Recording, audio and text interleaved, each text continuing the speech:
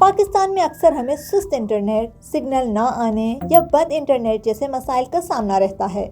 اس کی ایک بڑی وجہ یہ ہے کہ ملک میں انٹرنیٹ چلانے کے لیے اسپیکٹرم کم ہے اور استعمال کرنے والے لوگ بہت زیادہ ہیں۔ اسپیکٹرم کو اگر سادہ لفظوں میں سمجھا جائے تو یہ ہوا میں موجود وہ راستے ہیں جن پر موبائل کالز اور انٹرنیٹ کا ڈیٹا سفر کرتا ہے۔ جب یہ اسپیکٹرم کم ہو اور ان پر چڑھنے والا ڈیٹا زیادہ ہو تو یہ راستہ جام ہو جاتا ہے۔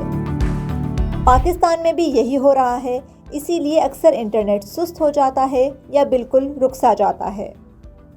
ماہرین کے مطابق پاکستان میں استعمال ہونے والا اسپیکٹرم خطے کے دوسرے ممالک کے مقابلے میں بہت کم ہے، جس کی وجہ سے نیٹ ورک پر دباؤ رہتا ہے۔ اب حکومت نے اس مسئلے کے حل کے لیے اسپیکٹرم لائسنس کی نیلامی کا اعلان کیا ہے، جس کے تحت موبائل کمپنیوں کو مزید اسپیکٹرم دیا جائے گا اور ساتھ ہی 5G ٹیکنالوجی لانے کا منصوبہ بھی بنایا گیا ہے۔ حکومت کا کہنا ہے کہ اس سے انٹرنیٹ کی رفتار بہتر ہوگی اور بڑے شہروں میں جدید سہولتیں دستیاب ہوں گی۔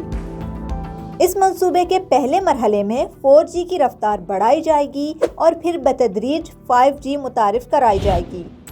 لیکن ماہرین کہتے ہیں صرف 5G متعارف کروا دینا مسئلے کا مکمل حل نہیں ہے۔ پاکستان میں بہت کم لوگوں کے پاس ایسے موبائل فون ہیں جو 5G کو سپورٹ کرتے ہیں۔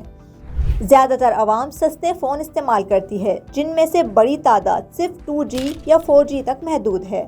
ایسے میں 5G لانا ایسا ہے جیسے یہ سہولت صرف چند مخصوص افراد تک ہی محدود رہ سکتی ہے۔ ایک مسئلہ یہ بھی ہے کہ ملک میں موبائل نیٹ ورک کا بنیادی ڈھانچہ ابھی مکمل طور پر مضبوط نہیں ہے۔